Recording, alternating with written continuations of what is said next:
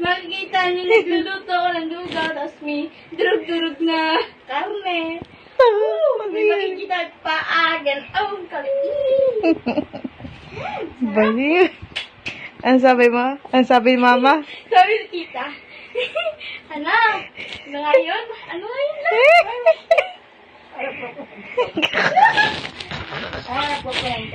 Sabi, kapag daw, bagong anak,